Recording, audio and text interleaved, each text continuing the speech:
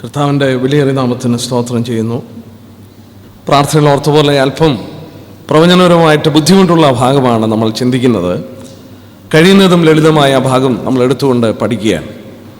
കഴിഞ്ഞ ദിവസം ഞാൻ ഓർപ്പിച്ച പോലെ പ്രവചനത്തിൻ്റെ ഏറ്റവും അടിസ്ഥാനപരമായ പാഠങ്ങളാണ് ദാനിയേൽ പ്രവചനം 2 നമ്മൾ കാണുന്ന ആ 4 ലോഹങ്ങൾ കൊണ്ട് നിർമ്മിക്കപ്പെട്ട ബിംബം. നമ്മൾ കഴിഞ്ഞ ആഴ്ച അത് പഠിക്കുവാനായിട്ട് ആരംഭിച്ചു. പ്രൊഫസിയുടെ ABC എന്ന് പറയുന്നത് വാസ്തവത്തിൽ അതാണ്. അത് മനസ്സിലാക്കാതെ പ്രവചനപരമായ യാതൊരു പാഠങ്ങളും പഠിക്കുവാൻ കഴിയില്ല. മാത്രമല്ല, ദൈവം ആ വിഷയം വളരെ ഗൗരവമായി ഓർപ്പിക്കുകയും കാലഘട്ടങ്ങളെ വിലയിരുത്തി മനസ്സിലാക്കുവാൻ ഉതകുന്ന വിധത്തിൽ ആ സംഭവങ്ങൾ, ആ സ്വപ്നവും വ്യാഖ്യാനവും നമുക്ക് വളരെ വ്യക്തമായി എഴുതി തന്നിട്ടുണ്ട്. 1-2 കാര്യം കൂടെ ഞാൻ ഓർപ്പിച്ചോളട്ടെ. നോക്കുക, പ്രവചന പഠനത്തിൽ 3 വിധമായ പ്രവചന വിഷയങ്ങളെക്കുറിച്ചാണ് ബൈബിൾ പ്രധാനമായിട്ട് കാണിക്കുന്നത്. നമ്മൾ 1 കൊരിന്ത്യർ 10:32 വാക്യത്തിൽ വരുമ്പോൾ നമുക്കൊന്ന് വായിച്ചു നോക്കാം. 3 കൂട്ടം ആളുകളെ കുറിച്ച് അവിടെ പറയുന്നു. 1 കൊരിന്ത്യർ 10:32 വാക്യം: യഹൂദന്മാർക്കും യവനന്മാർക്ക് ദൈവസഭയ്ക്കും ഇടർച്ചയില്ലാത്തവരാകുവേൻ. നോക്കുക, പരിശുദ്ധാത്മാവ് ആവശ്യപ്പെടുകയാണ് യഹൂദന്മാർക്കും യവനന്മാർക്കും ദൈവസഭയ്ക്കും ഇടർച്ചയില്ലാത്തവരാകുവേൻ. അപ്പോൾ 3 കൂട്ടം ആളുകളെ കുറിച്ച് നാം തിരുവചനത്തിൽ വായിക്കുന്നു. 1 യഹൂദന്മാർ, 2 യഹൂദരല്ലാത്തവർക്ക് ബൈബിളിൽ പറയുന്ന പേരാണ് യവനന്മാർ, ഗ്രീക്സ് എന്ന് പറയുന്നു. വാസ്തവത്തിൽ യഹൂദരല്ലാതിരിക്കുന്നവർക്ക് പൊതുവിൽ ഉപയോഗിച്ചിരിക്കുന്ന ഒരു പദമാണ് യവനന്മാർ, യഹൂദന്മാരും യവനന്മാരും. പിന്നീട് ഒരു കൂട്ടരെ കുറിച്ച് കാണുന്നു, ദൈവസഭ. ദൈവസഭയിൽ ആരാണുള്ളത്? രക്ഷിക്കപ്പെട്ട യഹൂദനും രക്ഷിക്കപ്പെട്ട ജാതികളും യവനന്മാരുമുണ്ട്. അപ്പോൾ യഹൂദൻ എന്ന് പറയുമ്പോൾ അബ്രഹാമിൻ്റെ സന്തതികൾക്ക് വാഗ്ദത്തം ചെയ്തുകൊണ്ട് ദൈവം ചില പ്രത്യേക അനുഗ്രഹങ്ങൾ അവർക്ക് നൽകി. നോക്കുക, അബ്രഹാമിൻ്റെ വാഗ്ദത്തങ്ങൾക്ക് അതീതമായി നിൽക്കുന്ന ലോകത്തിലുള്ള മറ്റ് ജാതികളെയാണ് യവനന്മാർ അല്ലെങ്കിൽ ജെന്റൈൽസ് എന്ന് വചനത്തിൽ പറഞ്ഞിരിക്കുന്നത്. ഈ 2 കൂട്ടത്തിൽ നിന്നും രക്ഷിക്കപ്പെട്ടു വന്നവരെ കുറിച്ച് 1 കൊരിന്ത്യർ 12 നമ്മളതിൻ്റെ 13 വാക്യത്തിൽ വായിക്കുന്നുണ്ട്. യഹൂദന്മാരോ യവനന്മാരോ ദാസന്മാരോ സ്വതന്ത്രന്മാരോ, അതെന്ന് പറയുമ്പോൾ ഒരു വ്യത്യാസവുമില്ലാതെ ഏകാത്മസ്നാനത്താൽ അവരെ ഒരു ശരീരമാക്കി. ഇന്ന് നമ്മൾ വാസ്തവത്തിൽ ജാതികളായിരുന്നെങ്കിലും ദൈവസഭയുടെ അംഗങ്ങളായി മാറി. ജാതികളിൽ നിന്ന് രക്ഷിക്കപ്പെട്ടു വന്നവരും യഹൂദന്മാരിൽ നിന്ന് രക്ഷിക്കപ്പെട്ടു വന്നവരെ കൂടെ ചേർത്താണ് ദൈവസഭയുടെ പണി നടക്കുന്നത്. കർത്താവായ യേശുക്രിസ്തു മധ്യാകാശത്തിൽ വരുമ്പോൾ ദൈവസഭ മധ്യാകാശത്തിലേക്ക് എടുത്തുള്ളപ്പെട്ട് കഴിയുമ്പോൾ വീണ്ടും ലോകത്തിൽ ശേഷിക്കുന്ന 2 കൂട്ടര് ഈ ജാതികളും യഹൂദന്മാരുമായിരിക്കും. നോക്കുക, ഈ 2 കൂട്ടരെ കുറിച്ചും ദൈവസഭയെക്കുറിച്ചും 3 വിധമായ പ്രവചനങ്ങൾ ബൈബിളിൽ ഇങ്ങനെ പോകുന്നതായിട്ട് കാണുന്നുണ്ട്. അതിൽ പ്രത്യേക ജാതികളോടുള്ള ബന്ധത്തിൽ ഏറ്റവും അധികം പഠനങ്ങൾ നൽകിയിരിക്കുന്ന ഗ്രന്ഥം ദാനിയേലിന്റെ പുസ്തകമാണ്. അതുപോലെ തന്നെ സഭയോടുള്ള ബന്ധത്തിൽ ഏറ്റവും അധികം വെളിപ്പാടുകൾ ലഭിച്ചിരിക്കുന്നത് വെളിപ്പാട് പുസ്തകത്തിലാണ്. 3 യേശുക്രിസ്തുവിന്റെ ഒലിവമല പ്രഭാഷണം, ഒലിവറ്റ് ഡിസ്കോഴ്സ്. മത്തായിയുടെ സുവിശേഷം 24-25 ഈ 2 വേദഭാഗങ്ങളെ ഒന്നിപ്പിച്ചുകൊണ്ട് കർത്താവ് പഠിപ്പിക്കുന്നതായിട്ട് കാണുന്നു. അവിടെ നമ്മൾ വായിക്കുന്നുണ്ട്, ദാനിയേൽ പ്രവാചകൻ മുഖാന്തരം അരുളി ചെയ്ത പോലെ എന്ന് പറഞ്ഞുകൊണ്ട് ദാനിയേലിന്റെ ഗ്രന്ഥത്തെ ബന്ധപ്പെടുത്തിക്കൊണ്ട് വെളിപ്പാട് പുസ്തകത്തിൽ നമുക്ക് വെളിപ്പെടുത്തിയ കാര്യങ്ങളെ കർത്താവ് ബന്ധിപ്പിച്ചുകൊണ്ട് മത്തായിയുടെ സുവിശേഷം 24-25 പറഞ്ഞിരിക്കുന്നു. അപ്പോൾ പ്രവചനം പഠിക്കുന്നവർ പ്രത്യേകം മനസ്സിലാക്കണം, ദാനിയേലിന്റെ പുസ്തകം പഠിക്കുമ്പോൾ ജാതീയ രാജ്യങ്ങളെക്കുറിച്ച്, ഈ ലോക രാഷ്ട്രങ്ങളെക്കുറിച്ച്, വെളിപ്പാട് പുസ്തകത്തിൽ വരുമ്പോൾ സഭയോടുള്ള ബന്ധത്തിൽ ലഭിച്ചിരിക്കുന്ന പ്രവചനങ്ങളെക്കുറിച്ച്, വീണ്ടും മത്തായിയുടെ സുവിശേഷം 24 വരുമ്പോൾ നമുക്ക് പ്രത്യേകാൽ കർത്താവ് ഇതിനെ 2 ബന്ധിപ്പിച്ചുകൊണ്ടുള്ള പ്രവചനം കിട്ടുന്നു. എന്നാൽ ഇവിടെ നമ്മൾ ശ്രദ്ധിക്കേണ്ട ഒരു കാര്യം, ദാനിയേലിന്റെ പുസ്തകത്തിൽ തന്നെ യഹൂദനോടുള്ള ബന്ധത്തിലുള്ള പ്രവചനം വരുന്നുണ്ട്. അത് നമുക്ക് 9 മറ്റും വരുമ്പോൾ അത് പഠിക്കുവാനായിട്ട് കഴിയുന്നു. അപ്പോൾ ഇപ്പോൾ നമ്മുടെ ചിന്തയ്ക്ക് പാത്രീഭൂതമായിരിക്കുന്ന വേദഭാഗം ദാനിയേലിന്റെ പുസ്തകം 2 കഴിഞ്ഞ ദിവസം നമ്മൾ പഠിച്ചതുകൊണ്ട് ഞാനത് അധികം വിശദീകരിക്കാതെ പോവുകയാണ്. ഒന്നുകൂടെ നമ്മുടെ ശ്രദ്ധയെ നമ്മൾ പഠിച്ചത് ഒന്ന് അയവിറക്കാം. നോക്കുക, നെബൂഖദ്നേസർ രാജാവ് ഒരു സ്വപ്നം കണ്ടു. നെബൂഖദ്നേസർ രാജാവ് ഈ സ്വപ്നം കണ്ടതിൻ്റെ കാരണം നമ്മൾ കാണുകയുണ്ടായി. ദൈവം നെബൂഖദ്നേസർ രാജാവിന് അധികാരം കൊടുത്തു. ലോക രാഷ്ട്രങ്ങളുടെ മേൽ ഉന്നതമായൊരു അധികാരം കൊടുത്തു. എന്നാൽ നമ്മൾ ഓർക്കണം, അത് ദൈവത്തിൻ്റെ ഹിതമല്ലായിരുന്നു. ദൈവത്തിൻ്റെ ഹിതമെന്ന് പറഞ്ഞാൽ യഹൂദൻ ലോകത്തിൽ ഔന്നത്യത്തിൽ നിൽക്കണം. വചനം വളരെ വ്യക്തമായത് പഠിപ്പിക്കുന്നു. വളരെയധികം ആ പ്രവചന ഭാഗങ്ങൾ നമുക്ക് ശ്രദ്ധിക്കാൻ കഴിയും. ഞാൻ ആ ഭാഗങ്ങളെല്ലാം എടുക്കുന്നില്ല. എന്നാൽ ഒന്ന് രണ്ട് കാര്യങ്ങൾ ഞാൻ സൂചിപ്പിക്കാം. ലോകത്തിൻ്റെ രാജ്യങ്ങൾക്ക് വേണ്ടി രാഷ്ട്രങ്ങളെ വേർതിരിച്ച ദൈവം കൊടുത്തപ്പോൾ ആവർത്തനം 32:8-9 വാക്യത്തിൽ ഇങ്ങനെ വായിക്കുന്നുണ്ട്. ആ വാക്യം വേണമെന്ന് വായിക്കാം. അത് നമുക്കപ്പോൾ യഹൂദന്റെ പ്രാധാന്യത മനസ്സിലാക്കാൻ കഴിയും. ആവർത്തന പുസ്തകം 32-ാം അധ്യായത്തിന്റെ 8-9 വാക്യം. മഹോന്നതൻ ജാതികൾക്ക് അവകാശം വിഭാഗിക്കുകയും മനുഷ്യപുത്രന്മാരെ വേർതിരിക്കുകയും ചെയ്തപ്പോൾ അവൻ ഇസ്രായേൽ മക്കളുടെ എണ്ണത്തിന് തക്കവണ്ണം ജാതികളുടെ അതിർത്തികളെ നിശ്ചയിച്ചു. ആ വാക്യം നോക്കിയാട്ടെ. For when the Most High divided to the nations their inheritance, when he separated the sons of Adam, he set the bounds of the people according to the number of children of Israel. Israel ജനത്തിന്റെ സംഖ്യക്കൊത്തവണ്ണമാണ് ലോകരാഷ്ട്രങ്ങളുടെ അതിരുകൾ പോലും ദൈവം നിശ്ചയിച്ചത്. അപ്പോൾ അവർക്ക് ലഭിച്ചിരിക്കുന്ന ഔന്നത്യം ചിന്തിക്കുക. 2, അവർക്ക് കൊടുത്ത സ്ഥാനമെന്ന് പറഞ്ഞാൽ നോക്കുക, ലോകത്തിന്റെ കേന്ദ്ര ഭാഗമാണ്. എസെക്കിയേൽ 5:5 വായിക്കുന്നു. എസെക്കിയേൽ 38:11 വായിക്കുന്നു. ലോകത്തിന്റെ കേന്ദ്ര ഭാഗമാണ് യഹൂദന് കൊടുത്തത്. Ezekiel 5:5 Ezekiel 38:11. ദൈവം എന്തിനാണ് അവർക്ക് കേന്ദ്രഭാഗം കൊടുത്തത്? ദൈവം അവരെ പ്രത്യേകം തിരഞ്ഞെടുത്ത് ദൈവത്തിന്റെ അരുളപ്പാടുകളൊക്കെ കൊടുത്ത് നോക്കുക 3 ഭൂഖണ്ഡങ്ങൾ ഒന്നിച്ചു ചേരുന്ന ആ സ്ഥലമാണ് വാസ്തവത്തിൽ ലോകത്തിന്റെ കേന്ദ്രഭാഗം. അത് കൊടുത്തത് യഹൂദനാണ്. ജാതികളുടെ അതിരുകൾ നിശ്ചയിച്ചപ്പോൾ ഇസ്രായേൽ ജനങ്ങളുടെ എണ്ണത്തിനൊത്തമാണ് അവരുടെ ബൗണ്ടറി പോലും ദൈവം നിശ്ചയിച്ചത്. ദൈവം എന്തിനാണ് ലോകത്തിന്റെ കേന്ദ്രഭാഗം യഹൂദന് കൊടുത്തത്? ദൈവത്തിന്റെ അരുളപ്പാടുകൾ അവന്റെ കയ്യിൽ കൊടുത്ത് അവന്റെ വെളിച്ചം, ദൈവത്തിന്റെ വെളിച്ചം ലോകത്തിൽ മുഴുവൻ കടന്നു ചെല്ലുവാൻ തക്കവണ്ണം അവനെ ലോകത്തിന്റെ കേന്ദ്ര സ്ഥാനത്താക്കി. എന്നാൽ അവൻ പരാജയപ്പെട്ടു പോയി. യഹൂദൻ പരാജയപ്പെട്ടു പോയി. യഹൂദൻ പരാജയപ്പെടുന്ന ചിത്രമാണ് നമ്മൾ ദാനിയേലിൽ കണ്ടു തുടങ്ങിയത്. ദാനിയേലിൽ എന്താണ് നമ്മൾ കണ്ടത്? ദാനിയേലിൽ കണ്ടത് അവരുടെ പരാജയം മൂലം ഈ ലോകത്തിന്റെ ഔന്നത്യത്തിലേക്ക് ഒരു ജാതീയ രാജാവിനെ ഉയർത്തുകയാണ്. യഹൂദനോട് ദൈവം വാക്ക് പറഞ്ഞിരുന്നു, നീ ഉന്നതനായി നിൽക്കും. പക്ഷേ അത് കണ്ടീഷണലായിരുന്നു. ലേവ്യ പുസ്തകം 26-ാം അധ്യായം നോക്കിയേ. ഞാൻ ആ ഭാഗം കൂടെ ഒന്ന് എടുത്ത് ചൂണ്ടിക്കാണിച്ചോട്ടെ. ലേവ്യ പുസ്തകം 26:3 തൊട്ടുള്ള വാക്യം. എൻ്റെ ചട്ടം ആചരിച്ച് എൻ്റെ കൽപ്പന പ്രമാണിച്ചനുസരിച്ചാൽ ഞാൻ തക്ക സമയത്ത് നിങ്ങൾക്ക് മഴ തരികയും എന്ന് പറഞ്ഞുകൊണ്ട് ഏകദേശം 13 വരെ വായിച്ചാൽ അവർ ലോകത്തിൻ്റെ മധ്യത്തിൽ ഔന്നത്യത്തിൽ നിൽക്കും. കണ്ടീഷണലാണ്. യഹൂദനോട് പറയുമ്പോൾ നീ എൻ്റെ ചട്ടം കേട്ട് എൻ്റെ കൽപ്പന അനുസരിച്ചാൽ, ദൈവത്തിൻ്റെ വാക്കുകൾ അനുസരിച്ചാൽ ദൈവം അവരെ അനുഗ്രഹിക്കും. ഒന്നുകൂടി ലളിതമായി ഞാൻ ചൂണ്ടിക്കാണിക്കാം. ആവർത്തനം 28 എടുത്തേ. വളരെ രസകരമായി ദൈവത്തോട് പറഞ്ഞിരിക്കുന്ന ഭാഷ നമുക്ക് പെട്ടെന്ന് മനസ്സിലാകുന്നതാണ്. യഹൂദനോട് പറയുകയാണ്. ആവർത്തന പുസ്തകം 28-ാം അധ്യായത്തിൽ അവരോടുള്ള ബന്ധത്തിൽ ദൈവം പറഞ്ഞു വരികയാണ്. പറഞ്ഞു വരുമ്പോൾ അതിൻ്റെ 1-ാം വാക്യം, നിന്റെ ദൈവമായ യഹോവയുടെ വാക്ക് നീ ശ്രദ്ധയോടെ കേട്ട് ഞാൻ ഇന്ന് നിന്നോട് ആജ്ഞാപിക്കുന്നത് അവന്റെ സകല കൽപ്പനകളും പ്രമാണിച്ച് നടന്നാൽ നിന്റെ ദൈവമായ യഹോവ നിന്നെ ഭൂമിയിലുള്ള സർവ്വജാതികൾക്ക് മീതെ ഉന്നതമാക്കും. നീ എൻ്റെ വാക്കനുസരിച്ചാൽ ഭൂമിയിലുള്ള സകല ജാതികൾക്ക് മീതെ നിന്നെ ഉന്നതനാക്കും. അതിന്റെ 13-ാം വാക്യം നോക്കിയേ. ഞാൻ ഇന്ന് നിന്നോട് ആജ്ഞാപിക്കുന്ന നിന്റെ ദൈവമായ യഹോവയുടെ കൽപ്പനകൾ കേട്ട് പ്രമാണിച്ച് നടന്നാൽ യഹോവ നിന്നെ വാലല്ല തലയാക്കും. ലോകജാതികളുടെ മേൽ വാലല്ലാതെ തലയാക്കും. ലോകജാതികളൊക്കെ വാലാകുമ്പോൾ ഇസ്രായേലിനെ ദൈവം തലയാക്കി നിർത്തും. എങ്ങനെ? ദൈവത്തിന്റെ വചനം കേട്ടനുസരിച്ചാൽ. കണ്ടീഷണലാണ്. എന്നാൽ ദൈവം വീണ്ടും എടുത്തു പറഞ്ഞു, നീ എൻ്റെ വാക്ക് കേൾക്കാതെ വന്നാൽ, 15-ാം വാക്യം, എന്നാൽ നീ നിന്റെ ദൈവമായ യഹോവയുടെ വാക്ക് കേട്ട് ഞാൻ ഇന്ന് നിന്നോട് ആജ്ഞാപിക്കുന്ന അവന്റെ കൽപ്പന പ്രമാണിച്ച് നടക്കാഞ്ഞാൽ ഈ ശാപമൊക്കെ നിനക്ക് വന്നു ഭവിക്കും. നീ അനുസരിക്കാതിരുന്നാൽ ശാപം നിന്റെ മേൽ വരും. എന്നിട്ട് ദൈവം 44-ാം വാക്യത്തിൽ പറഞ്ഞു, അവർ നിനക്ക് വായ്പ തരും, അവന് വായ്പ കൊടുപ്പാൻ നിനക്കുണ്ടായിരിക്കില്ല, അവൻ തലയും നീ വാലുമാകും. ദൈവം എടുത്തു പറയുകയാണ്, നീ എൻ്റെ വചനം കേൾക്കാതിരുന്നാൽ, അനുസരിക്കാതിരുന്നാൽ നിന്നെ ഞാൻ വാലാക്കുമ്പോൾ ലോകജാതിയെ ഞാൻ തലയാക്കി മാറ്റും. ഇവിടെയാണ് ജാതികളുടെ കാലത്തിന് ആരംഭം കുറിക്കുന്നത്.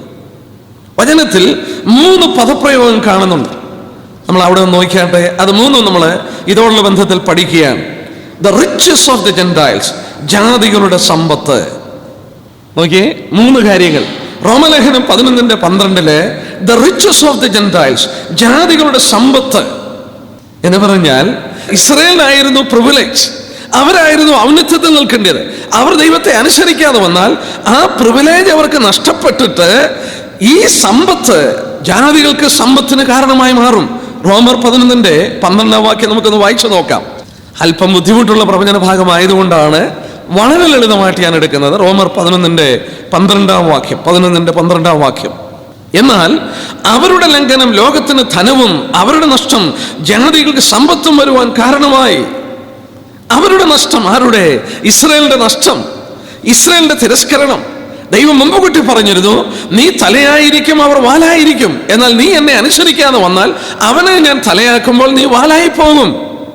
ഇവിടെ പൗലോസ് പരിശുദ്ധാത്മാവിനാൽ രേഖപ്പെടുത്തുകയാണ്, അവരുടെ ലംഘനം ലോകത്തിന്റെ ധനവും അവരുടെ നഷ്ടം ജാതികൾക്ക് സമ്പത്തിനും കാരണമായി. The riches of the Gentiles, ഞാനും നിങ്ങളും ദൈവസന്നിധിയിൽ സമ്പന്നന്മാരായി മാറുവാനിടയായി. രസകരമായ ഒരു ഭാഗമുണ്ട്, നിങ്ങൾ വീട്ടിൽ ചെന്ന് വായിച്ചു നോക്കുക. ന്യായാധിപന്മാരുടെ പുസ്തകം 6-ാം അധ്യായത്തിന്റെ 37 തൊട്ട് 40 വരെ വായിച്ചാൽ ഗിദെയോനോടുള്ള ബന്ധത്തിൽ വെളിപ്പെടുത്തിയിരിക്കുന്ന വേദഭാഗം വളരെ രസകരമായി ഇസ്രായേലിനോടുള്ള ബന്ധത്തിൽ പറഞ്ഞിരിക്കുന്ന വേദഭാഗമാണ്. ന്യായാധിപന്മാരുടെ പുസ്തകം 6-ാം അധ്യായത്തിന്റെ 37 തൊട്ടുള്ള വാക്യം വായിക്കേണ്ട, നമുക്കറിയാമത് ഗിദെയോനും ദൈവമായിട്ടുള്ള സംഭാഷണമാണ്. എന്താണ് സംഭവം?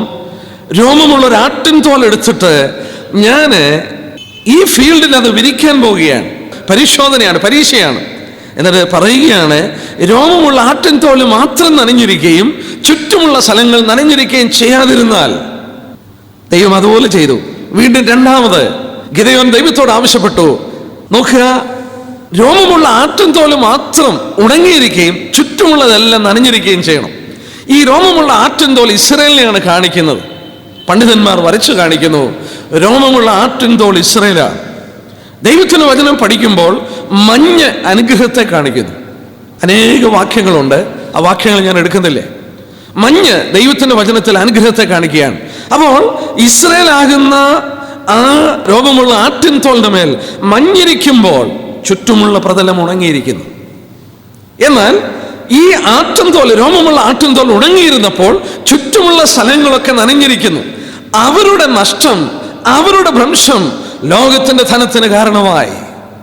ഇസ്രായേൽ വാസ്തവത്തിൽ ഉണങ്ങിയപ്പോൾ, ആട്ടുരോമമുള്ള തോലായി ഇസ്രായേൽ ഉണങ്ങിയപ്പോൾ നോക്കുക, മറ്റുള്ള സ്ഥലങ്ങൾക്ക് നനവ് കിട്ടി, ജാതികൾക്ക് സമ്പത്തിന് കാരണമായി. എന്നാൽ അതോടുള്ള ബന്ധത്തിൽ റോമർ 11:25 നോക്കിയാട്ടെ. റോമർ 11:25 3 പദപ്രയോഗങ്ങൾ ഞാൻ ചൂണ്ടിക്കാണിക്കുന്നു. അവിടെ വായിക്കുന്നു, സഹോദരന്മാരെ, നിങ്ങൾ ബുദ്ധിമാന്മാരെന്ന് നിങ്ങൾക്ക് തന്നെ തോന്നാതിരിപ്പാൻ ഈ രഹസ്യം അറിയാതിരിക്കുന്നത് ഞാൻ ജാതികളുടെ പൂർണ്ണസംഖ്യ ചേരുവോളം ഇസ്രായേലിന് അംശമായി കാഠിന്യം ഭവിച്ചിരിക്കുന്നു. Unless the fullness of the Gentiles come. ആദ്യം നമ്മൾ ചിന്തിച്ചു റിച്ചസ്റ്റ് ഓഫ് ദ ജെന്റൈൽസ്. രണ്ടാമത് പറഞ്ഞു ഫുൾനെസ് ഓഫ് ദ ജെന്റൈൽസ്. എന്താണ് ഫുൾനെസ് ഓഫ് ദ ജെന്റൈൽസ്? ഈ ഫുൾനെസ് ഓഫ് ദ ജെന്റൈൽസ്, ജാതികളുടെ പൂർണ്ണസംഖ്യ ചേരുന്നത് വരെ ഇസ്രായേലിന് അംശമായി കാഠിന്യം, എ പാർഷ്യൽ ബ്ലൈൻഡ്നെസ്, ഭാഗികമായി തിമിരം, അന്ധത പിടിച്ചിരിക്കുന്നു. അന്ധത പിടിച്ചവൻ, തിമിരം പിടിച്ചവന് ശരിക്ക് കാണാൻ പാടില്ലേ. പഴയ നിയമ ഏടുകളിൽ മുഴുവൻ യേശുക്രിസ്തുവിനെ വരച്ചു കാണിച്ചിരിക്കുകയാണ്. അവരുടെ മഷിയെ മനസ്സിലാക്കുവാൻ പ്രവചനം കൊടുത്തിരിക്കുകയാണ്. പക്ഷെങ്കിൽ കണ്ണുകൾക്ക് തിമിരം പിടിച്ചു, പാർഷ്യൽ ബ്ലൈൻഡ്നെസ്, അവർക്ക് തിരിച്ചറിയുവാൻ കഴിയുന്നില്ലേ. ആ ഭാഗികമായ അന്ധത പിടിച്ചപ്പോൾ അവർക്ക് മഷിയെ തിരിച്ചറിയുവാൻ കഴിയുന്നില്ല. പൗലോസ് പറയുകയാണ്, നിങ്ങൾ ബുദ്ധിമാന്മാരെന്ന് നിങ്ങൾക്ക് തന്നെ തോന്നാതിരിപ്പാൻ ഈ രഹസ്യം അറിയാതിരിക്കരുത്. ഇവർക്ക് ഇങ്ങനെ ബ്ലൈൻഡ്നെസ് സംഭവിച്ചിരിക്കുന്നത് എന്നുവരെയാണെന്നറിയാമോ? Unless the fullness of the Gentiles come. എന്ന് പറഞ്ഞാൽ ജാതികളിൽ നിന്നൊരു ജനത്തെ ദൈവം എടുത്തുകൊള്ളുകയാണ്. അവരുടെ പൂർണ്ണ സംഖ്യ ചേരണം. ഇന്ന് രാത്രിയിൽ ഇവിടെ രക്ഷിക്കപ്പെടാത്ത ആരെങ്കിലും ഉണ്ടെങ്കിൽ അവർ രക്ഷിക്കപ്പെട്ടാൽ ആ ജാതികളുടെ പൂർണ്ണസംഖ്യയിൽ അവർ കൂടെ ആഡ് ചെയ്യുകയാണ്. ദൈവം ലോകത്തിൽ ജാതികളിൽ നിന്നൊരു ജനത്തെ എടുത്തുകൊള്ളുകയാണ്. സുവിശേഷം മൂലം ലോകത്തിലാഗോളമായി ജാതി മതഭേദമന്യേ ഒരു കൂട്ടരെ വേർതിരിച്ചുകൊണ്ടിരിക്കുന്നു. അതിൻ്റെ ഫുൾനെസ് ഒരു ദിവസം വരും. ആ ഫുൾനെസ് വന്ന് കഴിയുമ്പോൾ ഇസ്രായേലിന്റെ ആ പാർഷ്യൽ ബ്ലൈൻഡ്നെസ് മാറും. അന്ന് വരെ അതുള്ളെന്ന് പറയുന്നു. മൂന്നാമത് പറഞ്ഞു, നമ്മൾ പഠിച്ചുകൊണ്ടിരിക്കുന്ന വിഷയം, ലൂക്കോസ് 21:24 യേശുക്രിസ്തു പറഞ്ഞു. എന്താ പറഞ്ഞത്? The times of the Gentiles, ജാതികളുടെ കാലം. ലൂക്കോസ് 21:24 നമുക്കൊന്ന് വായിച്ചു നോക്കാം. യേശുക്രിസ്തു പറഞ്ഞ കാര്യമാണ്. അവിടെ ഇങ്ങനെ പറയുന്നു. എന്താ പറഞ്ഞത്? അവർ വാളിന്റെ വയറ്റിലാൽ വീഴുകയും അവരെ സകല ജാതികൾക്കും ബദ്ധനായി കൊണ്ടുപോവുകയും ജാതികളുടെ കാലം തികയുവോളം ജാതികൾ യെരൂശലേമിനെ ചവിട്ടിക്കളയും. Unless the times of the Gentiles is fulfilled, they shall trample the city of Jerusalem. യെരൂശലേം പട്ടണം ജാതികളുടെ കാലം തികയുന്നതുവരെ അത് ട്രാമ്പിൾഡ് ആയി മാറും. അപ്പോൾ യേശുക്രിസ്തു ഇവിടെ പറഞ്ഞു, there is a time of the Gentiles. ജാതികൾക്ക് ഒരു കാലഘട്ടം കൽപ്പിച്ചാക്കി. നമ്മൾ ആലോചിച്ചു, പഠിച്ചുകൊണ്ടിരുന്നു. ഇസ്രായേലിനെ ഔന്നത്യത്തിൽ നിർത്തിയിരിക്കുകയാണ്. അവരുടെ ഭ്രംശം ജാതികൾ അനുഗ്രഹത്തിലേക്ക് വരുവാൻ തുടങ്ങി. ജാതികൾക്ക് പ്രത്യേക ഒരു പരിഗണന കൊടുത്തുകൊണ്ട് അവരെ ദൈവം ഔന്നത്യത്തിലേക്ക് ഉയർത്തിയപ്പോൾ ഇസ്രായേലിനെ ദൈവം തിരസ്കരിച്ചു കളഞ്ഞു. അവരെ മാറ്റിയിട്ടു. അവർക്ക് അന്ധത പിടിച്ചു. അവരുടെ മശിയെ മനസ്സിലാക്കുവാൻ കഴിയുന്നില്ലേ? ഈ ജാതികളുടെ കാലം എപ്പോഴാ തുടങ്ങിയെന്ന് കഴിഞ്ഞ ആഴ്ച പഠിച്ചു. നെബൂഖദ്നേസർ രാജാവ് ഒരു സ്വപ്നം കണ്ടു. ആ സ്വപ്നം എന്തായിരുന്നു? 4 വിധമായ ലോഹങ്ങൾ കൊണ്ട് നിർമ്മിക്കപ്പെട്ട വലിയ ഒരു ബിംബം. നെബൂഖദ്നേസർ രാജാവ് കണ്ട സ്വപ്നമാണ് ആ ബിംബം. തങ്കം കൊണ്ടുള്ള തല, വെള്ളി കൊണ്ടുള്ള നെഞ്ചും കൈയും, താമ്രം കൊണ്ടുള്ള അര, ഇരുമ്പ് കൊണ്ടുള്ള കാല്, ഇരുമ്പും കളിമണ്ണും കൂടെ ചേർന്ന കാൽപാദം. ആ കാൽപാദത്തിൽ ഒരു കല്ല് വന്ന് അടിക്കുകയാണ്. കൈ തൊടാത്തൊരു കല്ല് വന്ന് അടിച്ചിട്ട് വചനത്തിൽ വായിക്കുന്നു, ആ കല്ല് വളർന്ന് സർവ്വഭൂമിയിലും നിറച്ചു. നോക്കുക, ജാതികളുടെ കാലം ആരംഭിച്ചു. നെബൂഖദ്നേസർ രാജാവിന്റെ കാലം തുടങ്ങി. നമ്മൾ ജെറമ്യാവ് 27 നിന്നും മറ്റും അത് പഠിച്ചു. ആ രാജാവിനെ പേർ ചൊല്ലി വിളിച്ച് ഇസ്രായേലിനെ ഔന്നത്യത്തിൽ നിന്ന് മാറ്റി ജാതികൾക്ക് അധികാരം കൊടുക്കുകയാണ്. അവരുടെ ഭരണം താഴോട്ട് നടന്നുകൊണ്ടിരുന്നു. നടന്ന് അവസാനം വരുമ്പോൾ കൈ തൊടാത്ത കല്ല് പർവ്വതത്തിൽ നിന്ന് പറഞ്ഞു വരുന്നു. അത് യേശുക്രിസ്തുവാണ്. യേശുക്രിസ്തു മടങ്ങി വന്ന് ജാതിക ഭരണകൂടങ്ങളെ തകർത്തുകൊണ്ട് അവന്റെ രാജ്യം അവൻ സ്ഥാപിക്കാൻ പോവുകയാണ്. നമ്മൾ കഴിഞ്ഞ ആഴ്ച അത് പഠിക്കുകയുണ്ടായി. ഒരിക്കൽ കൂടെ അവിടെ പഠിച്ച ചില വിഷയങ്ങളൊന്നുകൂടെ ചൂണ്ടിക്കാണിക്കട്ടെ. തങ്കം കൊണ്ടുള്ള തല ബാബിലോൺ സാമ്രാജ്യം, വെള്ളി കൊണ്ടുള്ള നെഞ്ചുകൈയും മേദ്യരുടെയും പാർശ്വരുടെയും സാമ്രാജ്യം, താമ്രം കൊണ്ടുള്ള അര, ബ്രാസ് കൊണ്ടുള്ള അര ഗ്രീക്ക് സാമ്രാജ്യം, ഇരുമ്പ് കൊണ്ടുള്ള കാല് റോമൻ സാമ്രാജ്യം, ഇരുമ്പും കളിമണ്ണും കൊണ്ടുള്ള കാൽപാദം അന്ത്യകാലത്തിൽ പ്രത്യക്ഷപ്പെടുന്ന നവോത്ഥാനം പ്രാപിച്ച റോമൻ സാമ്രാജ്യം. നമ്മളത് പഠിക്കും, നമ്മൾ പഠിക്കാൻ പോവുകയാണ്. എന്നാൽ ഈ ബിംബത്തോടുള്ള ബന്ധത്തിൽ നമ്മൾ ശ്രദ്ധിച്ചു. നോക്കുക, തങ്കം കഴിഞ്ഞ് വെള്ളി വന്നു. ദാനിയേൽ മുഖാന്തരം ദൈവം വെളിപ്പെടുത്തി കൊടുത്തു, രാജാവേ, അങ്ങാണ് തങ്കം കൊണ്ടുള്ള തല. അങ്ങയ്ക്ക് ശേഷം അതിനെക്കാട്ടിൽ താഴ്ചയുള്ളതായ അല്പം കൂടെ ഇൻഫീരിയറായ മറ്റൊരു ഭരണകൂടം വരും. നോക്കിയേ, തങ്കം കഴിഞ്ഞു വെള്ളി വരികയാണ്. ആ ലോഹം തന്നെ അല്പം കൂടെ ഇൻഫീരിയറായി. അത് കഴിയുമ്പോൾ താമ്രം വരികയാണ്, കുറച്ചുകൂടെ ഇൻഫീരിയറായി. അത് കഴിഞ്ഞപ്പോൾ ഇരുമ്പ് വരികയാണ്, അല്പം കൂടെ ഇൻഫീരിയറായി. അത് കഴിഞ്ഞപ്പോൾ ഇരുമ്പും കളിമണ്ണും കൂടെ വരികയാണ്. നമ്മളതിൻ്റെ സ്പെസിഫിക് ഗ്രാവിറ്റിയും അതിൻ്റെ ശക്തിയും നമ്മൾ ശ്രദ്ധിക്കുകയുണ്ടായി. ഒന്ന് ശ്രദ്ധിച്ചു നോക്കിയേ, എത്ര മനോഹരമായ പഠനമാണ്. നോക്കുക, ആ ഭരണകൂടത്തിനുള്ള ഓട്ടോക്രാറ്റിക് റൂൾ തുടങ്ങി. അതായത് രാജാവിൻ്റെ ഭരണം തുടങ്ങി, സർവാധിപത്യത്തിൻ്റെ ഭരണം തുടങ്ങി, ജനാധിപത്യം വരെയുള്ള ഭരണകൂടം ചൂണ്ടിക്കാണിച്ചു. തങ്കം കൊണ്ടുള്ള തല, അതിൻ്റെ സ്പെസിഫിക് ഗ്രാവിറ്റി വളരെ കൂടുതലാണ്. എന്നാൽ താഴോട്ട് വരുന്നതോറും ആ സ്പെസിഫിക് ഗ്രാവിറ്റി കുറഞ്ഞുകൊണ്ടിരിക്കുക. ബാബിലോൺ സാമ്രാജ്യം നമ്മൾ പഠിക്കുകയുണ്ടായി. ആ സാമ്രാജ്യം ഓട്ടോക്രാറ്റിക് റൂളായിരുന്നു. എന്ന് പറഞ്ഞാൽ സ്വച്ഛാധിപതിയുടെ ഭരണം. രാജാവ് പറയുന്നത് വാക്കായിരുന്നു. അത് അവിടുന്ന് കുറഞ്ഞ് ഇന്ന് ഇരുമ്പും കളിമണ്ണും കൂടെ ചേർന്ന ഒരു ഭരണകൂടമായി. നോക്കുക, അതിൻ്റെ മഹത്വം വിലയും കുറഞ്ഞുകൊണ്ടിരിക്കുന്നു. അതേസമയം നമ്മൾ അപ്പുറത്തോട്ട് ശ്രദ്ധിച്ചാൽ അതിൻ്റെ ടെനാസിറ്റി, ഉറപ്പ്, കടുപ്പം, തങ്കത്തെക്കാട്ടിൽ കടുപ്പമുണ്ട് വെള്ളിക്ക്, വെള്ളിയെക്കാട്ടിൽ കടുപ്പമുണ്ട് താമ്രത്തിന്, താമ്രത്താൽ കടുപ്പമുണ്ട് ഇരുമ്പിന്. നോക്കുക, അതിൻ്റെ കടുപ്പം കൂടി വരികയാണ്. റോമൻ സാമ്രാജ്യമൊക്കെ ഭരിക്കുമ്പോൾ അയൺ ഫിസ്റ്റാണ്, ഇരുമ്പ് മുഷ്ടി കൊണ്ടാണ് ഭരണം.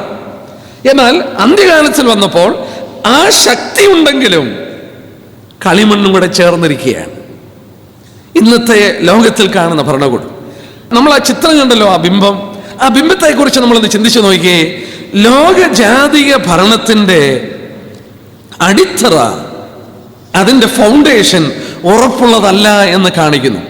നമ്മൾ സാമാന്യ ബുദ്ധി കൊണ്ടെന്ന് ചിന്തിച്ച് താഴെ വന്നപ്പോൾ ഇരുമ്പും കളിമണ്ണും കൂടെ, അത് നേരെ റിവേഴ്സ് ഓർഡറിലായിരുന്നുവെങ്കിൽ കുറച്ചുകൂടെ അത് സുരക്ഷിതമായി നിന്നേനെ. ഇത് ദൈവം ഒരു സത്യം പഠിപ്പിക്കുന്നു. ജാതികളുടെ ഭരണം എന്ന് പറയുമ്പോൾ it is not on a solid foundation. അതേത് സന്ദർഭത്തിലും തകർന്നു പോകാം. നമ്മളെ അത് പഠിപ്പിക്കുന്നു. ഇനി നമ്മൾ അടുത്ത ഭാഗത്തിലേക്ക് കടന്നു വരികയാണ്. ഈ കാഴ്ച നെബൂഖദ്നേസർ രാജാവ് കണ്ടു. നെബൂഖദ്നേസർ രാജാവിന്റെ ഭരണശേഷം ബാബിലോണിൽ ബെൽഷസ്സർ രാജാവ് ഭരണത്തിൽ വന്നു. ബെൽഷസ്സർ രാജാവ് ഭരിച്ചുകൊണ്ടിരിക്കുന്നു. ഈ ബിംബത്തിന്റെ സ്വപ്നം നെബൂഖദ്നേസർ കണ്ട് ഏകദേശം 50 വർഷം കഴിയുന്നു. 50 വർഷം കഴിഞ്ഞപ്പോൾ ദാനിയേല് 60 വയസ്സൊക്കെ കഴിഞ്ഞിട്ടുണ്ട്. 60-70 വയസ്സായിട്ടുണ്ട്. ദാനിയേല് വൃദ്ധനായി മാറിക്കഴിഞ്ഞപ്പോൾ ദൈവം ദാനിയേലിന് മറ്റൊരു കാഴ്ചപ്പാട് കൊടുത്തു. അതാണ് ദാനിയേലിന്റെ പുസ്തകം 7-ാം അധ്യായത്തിൽ നമ്മൾ കാണുന്നത്. നമുക്ക് ഇന്ന് ഈ പഠനത്തോടുള്ള ബന്ധത്തിൽ നമുക്കതോടെ ചേർത്ത് പഠിക്കാം. അല്പം കൂടെ ഡീറ്റെയില് നമുക്ക് ആ ഭാഗത്ത് കിട്ടുകയാണ്. എന്താ കാണുന്നത്? ദാനിയേലിന്റെ പുസ്തകം 7-ാം അധ്യായം നമ്മൾ ഓർത്തു. നെബൂഖദ്നേസർ രാജാവ് ലോക ഭരണകൂടങ്ങളെ കണ്ട ശേഷം ഏകദേശം 50 വർഷം കഴിഞ്ഞപ്പോൾ ദാനിയേലിന് ദൈവം വെളിപ്പാട് കൊടുക്കുകയാണ്. ദാനിയേലിന് വെളിപ്പാട് കൊടുത്തപ്പോൾ ആ 7-ാം അധ്യായം നമ്മൾ വായിച്ചാൽ നോക്കിയേ, ഇവിടെ നമ്മൾ ചിന്തിച്ചു 4 ലോഹങ്ങൾ കൊണ്ടാണ് നിർമ്മിക്കപ്പെട്ടത് രാജാവ് കണ്ടത്. ആ ബിംബത്തിന്റെ ശ്രേഷ്ഠതയും മഹത്വമൊക്കെ കഴിഞ്ഞ ദിവസം നമ്മൾ ചിന്തിക്കുകയുണ്ടായി. എക്സലന്റ് നമ്മൾ പഠിച്ചില്ലേ? പല പല വാക്കുകൾ കൊണ്ട് ആ ബിംബത്തിന്റെ മഹത്വം വെളിപ്പെടുത്തിയിരിക്കുന്നതായിട്ട് 2-ാം അധ്യായത്തിൽ നമ്മൾ കാണുകയുണ്ടായി. 2-ാം അധ്യായത്തില് അതിന്റെ വലുപ്പം, അതിന്റെ മഹത്വം, ഇങ്ങനെ അതിന്റെ ശോഭ, ഇങ്ങനെ പല കാര്യങ്ങളും പറയുന്നതായിട്ട് നാം കാണുകയുണ്ടായി. എന്നാൽ ദൈവം ദാനിയേലിന് വെളിപ്പെടുത്തി കൊടുത്തപ്പോൾ ഈ സാമ്രാജ്യങ്ങളെ വേറൊരു വിധത്തിലാണ് കാണിച്ചു കൊടുത്ത്. 4 ഘോര മൃഗങ്ങളാണ്. നോക്കുക, ഈ 4 സാമ്രാജ്യങ്ങളെ തന്നെ ദാനിയേലിന് ഏകദേശം 50 വർഷം കഴിഞ്ഞപ്പോൾ ദൈവം കൊടുത്ത കാഴ്ചപ്പാട് സെയിം തിങ് ആണ്, സെയിം ഭരണകൂടമാണ്. ഈ ഭരണകൂടത്തെ കുറിച്ചുള്ള കാഴ്ചപ്പാട് കൊടുക്കുന്നത് ദാനിയേലിന്റെ പുസ്തകം 7-ാം അധ്യായത്തിൽ നോക്കിയാട്ടെ. ഒരു വാക്യം നമുക്കൊന്ന് വായിച്ചു നോക്കാം. ഒന്നുതൊട്ട് വായിക്കാം. ഓഫ് ചെയ്തിട്ട് നമുക്ക് പിന്നെ ആ ഭാഗത്തിലേക്ക് വരാം. ഒരു ബാക്ക്ഗ്രൗണ്ട്, അതായത് വളരെ ബേസിക് ആയിട്ടൊന്ന് മനസ്സിലാക്കിയിട്ട് നമുക്ക് അവിടോട്ട് വരാം. 7-ാം അധ്യായത്തിന്റെ 1-ാം വാക്യം.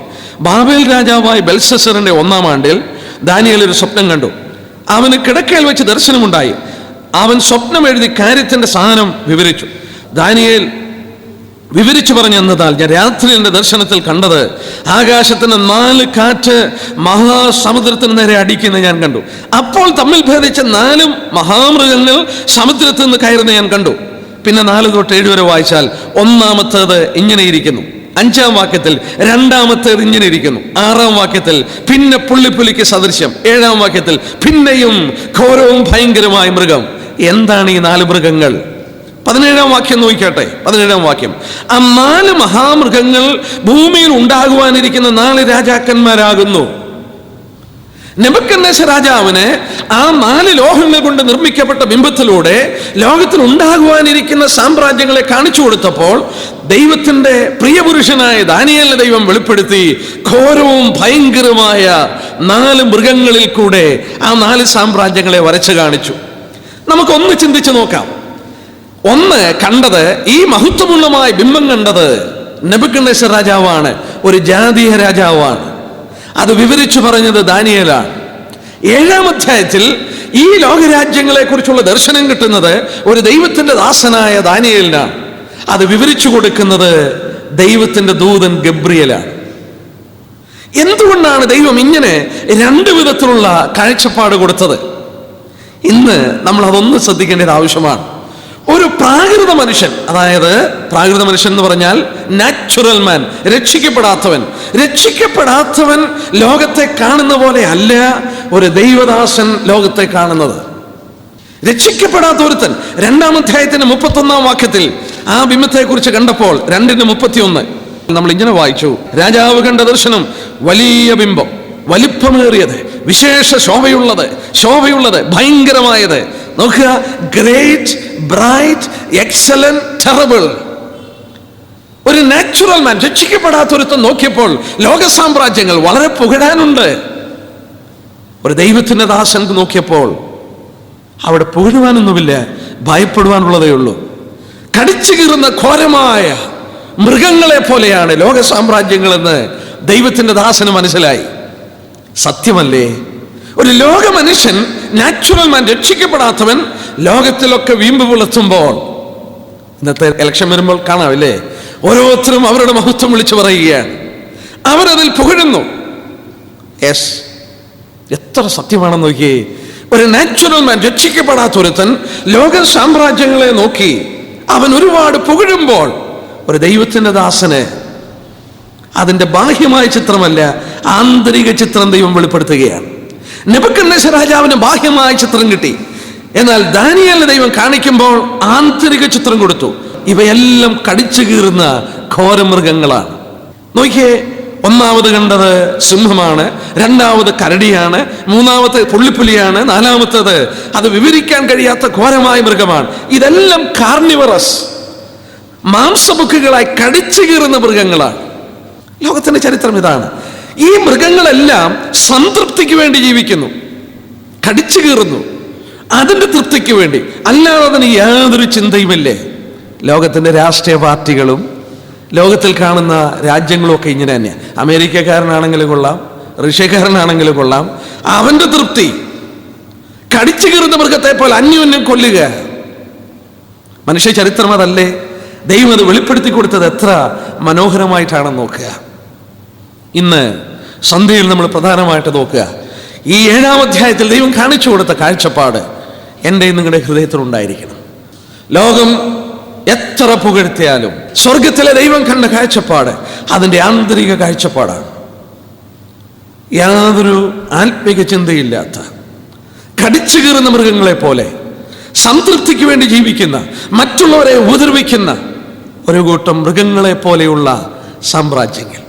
ഇത് പഠിക്കുമ്പോൾ നമ്മൾ ഓർക്കണം, അന്ത്യകാലത്ത് പ്രത്യക്ഷപ്പെടുന്ന ആ സാമ്രാജ്യം, അന്തിക്രിസ്തുവിന്റെ സാമ്രാജ്യത്തെ കുറിച്ച് പറയുമ്പോഴും വെളിപ്പാട് പുസ്തകം 13:1 വായിക്കുന്നു, 10 കൊമ്പുള്ള ഒരു മൃഗം സമുദ്രത്തിൽ നിന്ന് കയറി വരുന്നു. അന്തിക്രിസ്തുവിന് വെളിപ്പാട് പുസ്തകത്തിൽ പറഞ്ഞിരിക്കുന്ന പേര് മൃഗവും കള്ളപ്രവാചകനും. മൃഗമെന്നാണ്, കാരണം അവന്റെ നേച്ചറിനെ അത് കാണിക്കുന്നു. എന്നാൽ ഇവിടെ 7-ാം അധ്യായത്തിലേക്ക് ഒന്ന് കടന്നു വരാം. എന്നെ വളരെ ചിന്തിപ്പിച്ചിട്ടുള്ള ഒരു വേദഭാഗം എന്താണെന്നറിയാമോ? 7-ാം അധ്യായത്തിന്റെ 2-ാം വാക്യം. ദാനിയേൽ വിവരിച്ചു പറഞ്ഞെന്നാൽ, ഞാൻ രാത്രി കണ്ട ദർശനത്തിൽ ആകാശത്തിന് 4 കാറ്റ് മഹാസമുദ്രത്തിന് നേരെ അടിക്കുന്ന കണ്ടു. Providential agencies of God. അപ്പോൾ തമ്മിൽ ഭേദിച്ച 4 മൃഗങ്ങൾ സമുദ്രത്തിൽ നിന്ന് കയറി വരുന്നു. ദൈവം കാറ്റിനെ അടിപ്പിച്ചപ്പോൾ സമുദ്രത്തിൽ നിന്ന് മൃഗങ്ങൾ ഒന്നിന്റെ പിറകെ ഒന്ന് കയറി വരുന്നു. ഈ കാറ്റ് ആരാണ് അടിപ്പിച്ചത്? കാറ്റടിപ്പിച്ചത് ദൈവമാണ്.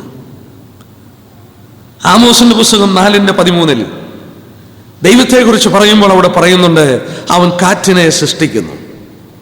കാറ്റിനെ സൃഷ്ടിക്കുന്നു. ഇസ്രായേൽ ലോകത്തിൽ ചിതറിക്കിടന്നപ്പോൾ, അസ്ഥികളോട് ബന്ധം വിട്ട് ഉണങ്ങി ലോകത്തിൽ ചിതറിക്കിടന്നപ്പോൾ, എസെക്കിയേൽ 37:9 വാക്യം നോക്കിയാട്ടെ.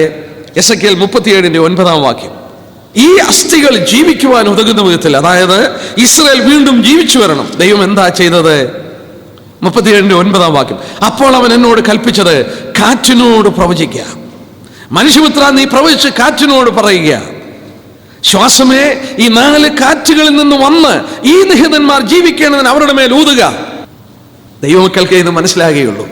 നിഹിതന്മാർ, ദ സ്ലെയിൻ വൺസ്, ലോകത്തിൽ 2000 വർഷമായി കൊല്ലപ്പെട്ട് കിടക്കുന്ന ഇസ്രായേൽ, ചിതറിക്കിടക്കുന്ന ഇസ്രായേൽ, അവർ വീണ്ടും ജീവിച്ചൊരു രാഷ്ട്രമായി മാറണം. ദൈവം പറഞ്ഞു, കാറ്റുകളോട് പറഞ്ഞു, അടിക്കുക. That was the providential agencies of God. That was the providential agencies of God. ദൈവത്തിന്റെ പ്രവർത്തനമാണ് ആ കാറ്റടിപ്പിച്ചത്. 1-2 ലോകമഹായുദ്ധങ്ങൾ കൊടുങ്കാറ്റടിക്കുന്ന പോലെ അടിച്ചു. അതിന്റെ ഫലമായി അസ്ഥിയോട് വന്ന് ചേർന്നു. എസെക്കിയേൽ 37 അസ്ഥിയോട് വന്ന് ചേർന്നു. അതിന് ത്വക്കും മാംസവും പിടിച്ചു. അത് എഴുന്നേറ്റ് നിന്നു. ലോകത്തിൽ നോക്കുമ്പോൾ ഒരു ഇസ്രായേൽ രാഷ്ട്രമുണ്ടായി. ശരിയാണ്, 2000 വർഷം രാജ്യമില്ലാതെ കിടന്ന ഇസ്രായേലിന് ഒരു രാജ്യമുണ്ടായി. എന്നാൽ ദൈവം ഒരു രഹസ്യം ദൈവജനത്തിന് മനസ്സിലാക്കി തരുന്നു. ഈ ഇസ്രായേൽ രാജ്യം ഉടലെടുത്തത് സ്വർഗത്തിലെ ദൈവം കാറ്റടിപ്പിച്ചുകൊണ്ടാണ്. വീണ്ടും ദാനിയേലിൽ നമ്മൾ വായിച്ചതാണ്, എന്താണ് വായിച്ചത്? മഹാസമുദ്രത്തിന് നേരെ കാറ്റടിപ്പിക്കുന്നത് കണ്ടു. ഏതാണ് ഈ മഹാസമുദ്രം? ഏത് സമുദ്രമാണെന്ന് പേര് പറഞ്ഞിട്ടില്ലേ? എന്നാൽ നമുക്ക് നോക്കാം, ഏതാണ് ഈ മഹാസമുദ്രം? മഹാസമുദ്രം എന്നിവിടെ പറഞ്ഞിരിക്കുന്നത് മെഡിറ്ററേനിയൻ കടലാണ്. നമുക്കത് മനസ്സിലാക്കാൻ ഇസ്രായേലിന് കൊടുത്ത അതിരുകളെ കുറിച്ചാണെന്ന് ചൂണ്ടിക്കാണിക്കാം. സംഖ്യാപുസ്തകം 34 അധ്യായം എടുത്താട്ടെ. നമ്പേഴ്സ് ചാപ്റ്റർ 34, സംഖ്യാപുസ്തകം 34. പ്രവചന പഠനത്തിൽ ഈ ഭാഗം അതിപ്രധാനമാണ്. അതുകൊണ്ട് ആ ഭാഗം ഞാനൊന്ന് ചൂണ്ടിക്കാണിക്കുകയാണ്. നമ്പേഴ്സ് ചാപ്റ്റർ 34, 34 അധ്യായം ഇസ്രായേലിന് കൊടുത്തിരിക്കുന്ന അതിരുകളെ കുറിച്ച് പറയുന്നു. അതിൻ്റെ 34 അധ്യായത്തിൻ്റെ 2-ാം വാക്യത്തിൻ്റെ അവസാനം, ദേശത്തിൻ്റെ അതിർ ഇങ്ങനെ ആയിരിക്കണം, തെക്കേ ഭാഗം എന്ന് പറഞ്ഞുകൊണ്ട് 3-ാം വാക്യം തുടങ്ങി. 6-ാം വാക്യം പടിഞ്ഞാറോ മഹാസമുദ്രമായിരിക്കണം. 7-ാം വാക്യം വടക്കോ എന്ന് പറഞ്ഞുകൊണ്ട് പറയുന്നു. 10-ാം വാക്യത്തിൽ കിഴക്കോ. 4 ദിക്കുകളുടെ അതിര് പറയുന്നു. പറഞ്ഞപ്പോൾ 6-ാമത്തെ വാക്യത്തിൽ പടിഞ്ഞാറോ മഹാസമുദ്രം അതിരായിരിക്കണം. ഇസ്രായേലിന്റെ മാപ്പ് എടുത്ത് നോക്കി. ഈ ചിത്രത്തിൽ കാണാം പടിഞ്ഞാറ് ഭാഗം, western side. The western side of Israel is the Mediterranean see. ദൈവത്തിന്റെ വചനത്തിൽ എടുത്തു പറഞ്ഞു ആ പടിഞ്ഞാറ് ഭാഗം അതിര്. നമ്പേഴ്സ് സംഖ്യാപുസ്തകം 34 ആദ്യത്തെ 10 വാക്യങ്ങൾ പഠിച്ചാൽ ഈ 4 അതിരുകളും ദൈവത്തോട് പറയുന്നുണ്ട്. അതിന്റെ പടിഞ്ഞാറ് ഭാഗം, വെസ്റ്റേൺ സൈഡ്, മഹാസമുദ്രം എന്നേ പറഞ്ഞിട്ടുള്ളൂ. ആ മഹാസമുദ്രം എന്ന് പറഞ്ഞിരിക്കുന്നത് മെഡിറ്ററേനിയൻ കടലാണ്. എന്നാൽ ഇവിടെ നമ്മൾ പഠിക്കാൻ പോകുന്ന വിഷയം, ഈ മെഡിറ്ററേനിയൻ കടലിന്റെ എവിടെയാണ് ദൈവം കാറ്റടിപ്പിച്ചത്? ശ്രദ്ധിച്ചാട്ടെ, മെഡിറ്ററേനിയൻ കടലിന്റെ എവിടെയാണ് ദൈവം കാറ്റടിപ്പിച്ചത്? കാറ്റടിപ്പിച്ചപ്പോൾ അപ്പോൾ തമ്മിൽ ഭേദിച്ച മൃഗങ്ങൾ ഒന്നിന്റെ പിറകെ ഒന്ന് കയറി വരുന്നു.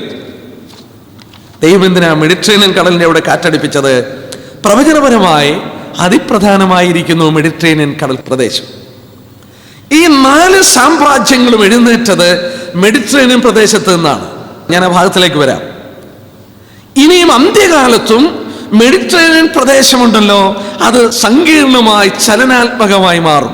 വെളിപ്പാട് 13 വരുമ്പോൾ സമുദ്രത്തിൽ നിന്ന് കയറി വരുന്നു മൃഗം.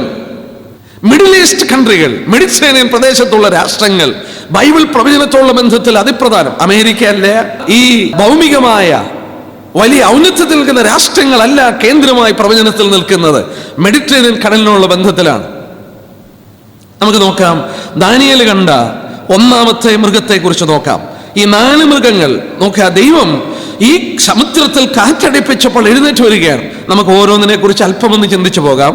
1-ാമത്തേത് 7-ാം അധ്യായത്തിന്റെ ദാനിയേൽ 7-ന്റെ 4-ാം വാക്യം. 1-ാമത്തേത് സിംഹത്തോട് സദൃശവും കഴുകൻ ചിറകുള്ളതുമായിരുന്നു. ഞാൻ നോക്കിക്കൊണ്ടിരിക്കുമ്പോൾ അതിന്റെ ചിറക് പറിഞ്ഞുപോയി. അത് നിലത്ത് നിന്ന് പൊങ്ങി മനുഷ്യനെ പോലെ നിവർന്നു നിന്നു. അതിന് മനുഷ്യഹൃദയവും കൊടുത്തു. ആ പടം നോക്കിയേ. 1-ാമത്തേത് സിംഹമാണ്, പക്ഷേ അതിന് ചിറകുണ്ട്. എന്തിന്റെ ചിറകാണ്? കഴുകന്റെ ചിറക്. കുറച്ചു കഴിഞ്ഞപ്പോൾ ആ ചിറക് പറഞ്ഞു പോയിട്ട് മനുഷ്യഹൃദയം കൊടുത്തിട്ട് ആ സിംഹം എഴുന്നേറ്റ് നിൽക്കുകയാണ്. അധികം വിശദീകരിക്കാതെ ഞാൻ പറയട്ടെ. ആ ലോഹം നോക്കിയേ. ലോഹങ്ങളിൽ ഔന്നത്യത്തിൽ നിൽക്കുന്നു തങ്കം, മൃഗങ്ങളിൽ ഔന്നത്യത്തിൽ നിൽക്കുന്നു സിംഹം. സിംഹത്തിന് ചിറകൂടെയുണ്ട്. അതിന്റെ പ്രതാപം. കഴുകന്റെ ചിറക് വചനത്തിൽ സൈന്യത്തിന്റെ ശീഘ്രഗമനത്തെ കാണിക്കുന്നു. കഴുകന്റെ ചിറക്. സിംഹം അഹങ്കാരത്തെയും പ്രതാപത്തെയും കാണിക്കുന്നു. നെബൂഖദ്നേസർ രാജാവിന്റെ ഭരണമാണ്. ദാനിയേൽ പുസ്തകം വായിച്ചാൽ താൻ അഹങ്കരിച്ചു. ദൈവം എന്ത് ചെയ്തു? 4-ാം അധ്യായത്തിന്റെ 30-ാം വാക്യം നോക്കി. ആ ചിറക് പറഞ്ഞു പോകുവാൻ ഇടയാക്കി. ഒരു മനുഷ്യനെ പോലെ സിംഹം പൊങ്ങി നിന്നു. ദാനിയേൽ 4:30 തുടങ്ങി വായിക്കണം. 30-ാം വാക്യമെങ്കിലും വായിക്കാം. ഇത് ഞാൻ എന്റെ ധനമാഹാത്മ്യത്താൽ എന്റെ പ്രതാപ മഹത്വത്തിനായിട്ട് രാജധാനിയായി പണിത മഹതിയാം ബാബിലോൺ അല്ലയോ എന്ന് രാജാവ് പറഞ്ഞു. അവൻ അഹങ്കരിച്ചിട്ട് എന്റെ പ്രതാപത്തിനായി ഞാൻ പണിതല്ലയോ എന്ന് പറഞ്ഞു ലാവുകയാണ്. ദൈവം ആ ചിറക് പറിച്ചു കളഞ്ഞു. അത്രയും ഔന്നത്യത്തിൽ രാജാവിനെ ആ അധ്യായം താഴോട്ട് വായിച്ചാൽ അവൻ മൃഗങ്ങളോടൊത്ത് പുല്ല് തിന്നുന്ന മനുഷ്യനായി മാറി. ചിന്തിച്ചു നോക്കിയേ.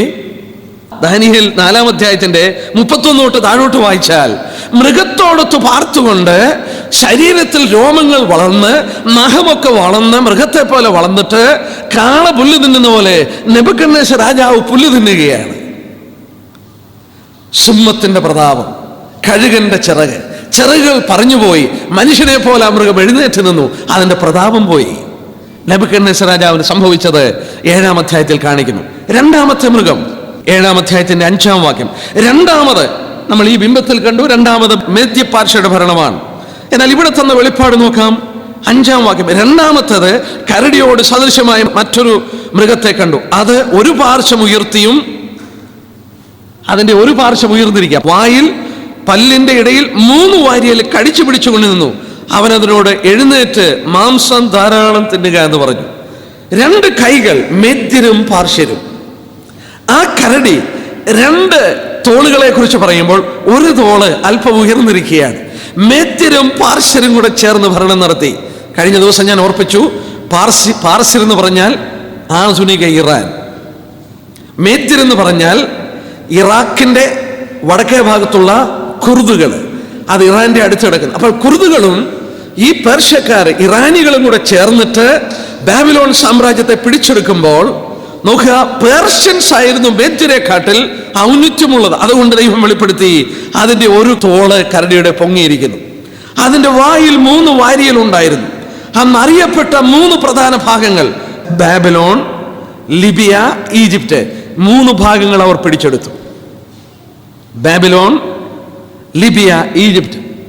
നോക്കുക, ഈ 3 ഭാഗങ്ങൾ അവർ പിടിച്ചെടുത്തപ്പോൾ ദൈവമോട് വെളിപ്പെടുത്തി, അതിന്റെ വായിൽ 3 വാരിയലുണ്ടായിരുന്നു. ആ ചിത്രത്തിൽ തന്നെ ഒന്നുകൂടി ഇത് വെളിപ്പെടുത്തുന്നുണ്ട്. നോക്കിയേ, 8-ാം അധ്യായത്തിന്റെ കുറച്ചുകൂടി വെളിപ്പാട്, 8-ാം അധ്യായത്തിന്റെ 3-4 വാക്യം. 8-ന്റെ 3-4 വാക്യം. ഞാൻ തലപൊക്കിയപ്പോൾ 2 കൊമ്പുള്ള ഒരു ആട്ടുകൊറ്റൻ നദീതീരത്ത് നിൽക്കുന്നുണ്ട്. ആ കൊമ്പുകൾ നീണ്ടവയായിരുന്നു, ഒന്ന് മറ്റതിനേക്കാൾ അധികം നീണ്ടത് ഒടുക്കം മുളച്ചൊന്നുമായിരുന്നു. ആ ആട്ടുകൊറ്റൻ പടിഞ്ഞാറോട്ടും വടക്കോട്ടും തെക്കോട്ടും ഇടിക്കുന്ന ഞാൻ കണ്ടു. ഒരു മൃഗത്തിനും അതിനു മുമ്പ് നിൽപ്പാൻ കഴിഞ്ഞില്ലേ, അതിന്റെ കഴിഞ്ഞ് രക്ഷിക്കുന്നവനായും ആരുമില്ലായിരുന്നു. നോക്കുക, 2 കൊമ്പുള്ള ആട്ടുകൊറ്റൻ, ഒരു കൊമ്പ് കുറച്ചുകൂടെ നീണ്ടിരുന്നു. കരടിയുടെ കാഴ്ചയിൽ നമ്മൾ കണ്ടു, ഒരു തോൾ അല്പം കിളന്നിരുന്നു. നമ്മൾ കാണുന്ന ആട്ടുകൊറ്റൻ 3 ഭാഗത്തോട്ട് ഇടിച്ചു. ബാബിലോൺ, ലിബിയ, ഈജിപ്റ്റ് 3 വാരിയൽ കടിച്ചു പിടിച്ചുകൊണ്ട് നിൽക്കുന്നു. ആ ആട്ടുകൊറ്റൻ 3 പ്രദേശത്തോട്ട് ഇടിച്ചു. 3 പ്രതലങ്ങൾ അവർ പിടിച്ച് എടുത്തു. കൈവക്കൊണ്ട് ഭരണം നടത്തി. അവരുടെ മുന്നിൽ ആർക്കും നിൽപ്പാൻ കഴിഞ്ഞില്ലേ. രണ്ടാമത് വന്ന ഭരണകൂടം മേദ്യരും പാർശ്വരുടെയും ഭരണകൂടം. 3-ാമത്തെ ഭരണകൂടം നമുക്ക് നോക്കാം, 7-ാം അധ്യായത്തിന്റെ 6-ാം വാക്യം. പിന്നെ, അതായത് സിംഹം കഴിഞ്ഞു, കരടി കഴിഞ്ഞു, 3-ാമത്തേത് 6-ാം വാക്യം. പിന്നെ പുള്ളിപ്പുലിക്ക് സദൃശമായ മറ്റൊന്നിനെ കണ്ടു. അതിന്റെ മുതുകത്ത് പക്ഷിയുടെ 4 ചിറകുണ്ടായിരുന്നു. മൃഗത്തിന് 4 തലയും ഉണ്ടായിരുന്നു. അതിന് ആധിപത്യം ലഭിച്ചു. പുള്ളിപ്പുലി, മൃഗങ്ങളിൽ വെച്ച് ഏറ്റവും വേഗത കൂടിയ മൃഗം പുള്ളിപ്പുലിയാണ്. മൃഗങ്ങളിൽ വെച്ച് ഏറ്റവും വേഗത കൂടിയ പുള്ളിപ്പുലി. അലക്സാണ്ടർ സാമ്രാജ്യം കൈവശപ്പെടുത്തിയത് അതിശീഘ്രമായിരുന്നു. മാസിഡോണിയൻ രാജാവായ ഫിലിപ്പിന്റെ പുത്രനായി ജനിക്കുമ്പോൾ ഗ്രീസ് വളരെ ചെറിയൊരു രാജ്യമായിരുന്നു. അലക്സാണ്ടർ ഒരു സൈന്യാധിപനായി ചക്രവർത്തിയായി മാറി അതിശീഘ്രം 33 വയസ്സുകൊണ്ട് ലോകം മുഴുവൻ പിടിച്ചെടുത്തു. ആ പുള്ളിപ്പുലിയുടെ ചിത്രം, അതിൻ്റെ പുറത്ത് ചിറകുണ്ടായിരുന്നു. ആ ചിറകെന്ന് പറയുന്നത് പഠിച്ചാൽ കോഴിയുടെ ചിറക് പോലുള്ള ചിറകാണ്. കോഴിയെ പോലുള്ള ചിറക്, അതായത് നിലത്തുകൂടെ പറക്കുന്നു. അലക്സാണ്ടറുടെ യുദ്ധത്തെക്കുറിച്ച് പഠിച്ചാൽ അതെല്ലാം താഴ്വരകളിലെ യുദ്ധങ്ങളായിരുന്നു. താഴ്വരകളിലെ യുദ്ധങ്ങൾ നമ്മൾ നോക്കിയ താമ്രം കൊണ്ടുള്ള അര രസകരമാണ്. അലക്സാണ്ടറിന്റെ സൈന്യങ്ങൾ ധരിച്ചിരുന്ന അരച്ചട്ടയും പരിചയും മറ്റും താമ്രം കൊണ്ടുള്ളതായിരുന്നു. രസകരമായൊരു പഠനമായിട്ടിരിക്കുന്നു. ഇവിടെ 8-ാം അധ്യായത്തിന്റെ 5 വായിക്കാം. ഞാൻ നോക്കിക്കൊണ്ടിരിക്കുമ്പോൾ ഒരു കോലാട്ടുകൊറ്റൻ പടിഞ്ഞാറ് നിന്ന് നിലം തൊടാതെ സർവ്വതലത്തും കൂടി വരുന്നു. ആ കോലാട്ടുകൊറ്റന് കണ്ണുകളുടെ നടുവിൽ വിശേഷമായൊരു കൊമ്പുണ്ടായിരുന്നു. അത് നദീതീരത്ത് നിൽക്കുന്നതായി ഞാൻ കണ്ട 2 കൊമ്പുള്ള ആട്ടുകൊറ്റന്റെ നേരെ ഉഗ്രത്തോടെ പാഞ്ഞു ചെന്നു. അത് കോലാട്ടുകൊറ്റനെ അടുക്കുന്നത് ഞാൻ കണ്ടു. അത് ആട്ടുകൊറ്റനോട് ക്രുദ്ധിച്ചു. അതിനെ ഇടിച്ച് അതിന്റെ കൊമ്പ് 2 തകർത്തു കളഞ്ഞു. അതിനു മുമ്പിൽ നിൽപ്പാൻ ആട്ടുകൊറ്റന് ശക്തിയില്ലാതെയായിരുന്നു. അത് അതിനെ നിലത്ത് തള്ളിയിട്ട് ചവിട്ടിക്കളഞ്ഞു. അതിന്റെ കയ്യിൽ നിന്ന് ആട്ടുകൊറ്റനെ രക്ഷിപ്പാൻ ആരും ഉണ്ടായിരുന്നില്ല. കോലാട്ടുകൊറ്റൻ ഏറ്റവും വലുതായി തീർന്നു. ആരാണ് ആ കോലാട്ടുകൊറ്റൻ? നോക്കുക, ആട്ടുകൊറ്റന്റെ നേരെ ക്രുദ്ധിച്ചു വരുന്ന കോലാട്ടുകൊറ്റൻ അലക്സാണ്ടർ ചക്രവർത്തിയുടെ ഗ്രീക്ക് സാമ്രാജ്യം അതിശീഘ്രമായി വന്നിട്ട് ഇടിക്കുകയാണ്. ആ 2 കൊമ്പുള്ള മേദ്യരെയും പാർശ്വരെയും ഇടിച്ചു തകർത്തു. കോലാട്ടുകൊറ്റന്റെ മുന്നിൽ, അതായത് ഗ്രീക്ക് സാമ്രാജ്യത്തിന് മുന്നിൽ ആർക്കും നിൽപ്പാൻ കഴിഞ്ഞില്ലേ. 2 കണ്ണുകളുടെ നടുവിൽ ഒരു കൊമ്പുണ്ടായിരുന്നു. അത് അലക്സാണ്ടർ ചക്രവർത്തിയാണ്. നമ്മൾ താഴോട്ട് വായിച്ചാൽ 8-ാം വാക്യത്തിൽ കോലാട്ടുകൊറ്റൻ ഏറ്റവും ബലപ്പെട്ടപ്പോൾ വലിയ കൊമ്പ് തകർന്നുപോയി. അതിന് പകരം ആകാശത്തിന് 4 കാറ്റിന് നേരെ ഭംഗിയുള്ള 4 കൊമ്പ് മുളച്ചു വന്നു. ചരിത്രം പഠിപ്പിക്കുന്നു, ആ കൊമ്പ് ഒടിഞ്ഞുപോയി. അലക്സാണ്ടർ മരിച്ചപ്പോൾ അലക്സാണ്ടറിന്റെ സാമ്രാജ്യം അവന്റെ സൈന്യാധിപന്മാർ 4ആയിട്ട് കീറിയെടുത്തു. ഏഷ്യ മൈനർ ലസിമാക്കസിന്റെ കീഴിലും, മാസിഡോണിയ കസാൻഡറുടെ കീഴിലും, ഈജിപ്റ്റ് ടോളമിയുടെ കീഴിലും, സിറിയ സെലൂക്കസിന്റെ കീഴിലും 4ആയിട്ട് കീറിയെടുത്തു. ചരിത്രം നോക്കിയേ. ചരിത്രം സംഭവിക്കുന്നതിന് മുമ്പ് ദൈവം പറഞ്ഞു അലക്സാണ്ടറിന്റെ സാമ്രാജ്യം ഈ വിധത്തിൽ തകർന്നു പോകും. 11-ാം അധ്യായം എടുത്താൽ ദൈവം പ്രത്യേകം എടുത്ത് പറയുന്നുണ്ട് 4-ാം വാക്യത്തിൽ, അവൻ നിൽക്കുമ്പോൾ തന്നെ അവന്റെ രാജ്യം തകർന്ന് ആകാശത്തിന്റെ 4 കാറ്റിനെ ഭേദിച്ചു പോകും. അത് അവന്റെ സന്തതിക്കല്ല, അവൻ വാണിരുന്ന അധികാരം പോലെയുമല്ല, അവന്റെ രാജ്യത്ത് നിർമൂലമായി അവർക്കല്ല, അന്യർക്കധീനമാകും. ദൈവം വെളിപ്പെടുത്തി നോക്കിയേ. അലക്സാണ്ടറിന്റെ സാമ്രാജ്യം തകർന്നു പോയിട്ട് അവന്റെ സന്തതിക്ക് കിട്ടത്തില്ലേ, അവന്റെ മക്കൾക്ക് ആർക്കും കിട്ടില്ലേ. ദൈവം വെളിപ്പെടുത്തി അവൻ ഭരിച്ച പോലെ അല്ല, അത് അന്യർക്ക് കിട്ടും. അലക്സാണ്ടറിന്റെ മരണത്തോടുള്ള ബന്ധത്തിൽ അലക്സാണ്ടർ കുടുംബാംഗങ്ങളെയൊക്കെ കൊന്നുകളഞ്ഞു, സൈന്യാധിപന്മാർ കൊന്നുകളഞ്ഞിട്ട് അലക്സാണ്ടറിന്റെ വലിയ സാമ്രാജ്യം 4ആയിട്ട് അവർ കീറിയെടുത്തു. Asia Minor, Macedon, Egypt, Syria 4ആയിട്ട് കീറിയെടുത്തു. എത്ര വ്യക്തമായിട്ട് വചനത്തിൽ അത് വെളിപ്പെടുത്തി. 4-ാമത്തെ നോക്കാം. 7-ാം അധ്യായം, 7-ാം അധ്യായത്തിന്റെ 7 തൊട്ടുള്ള വാക്യം.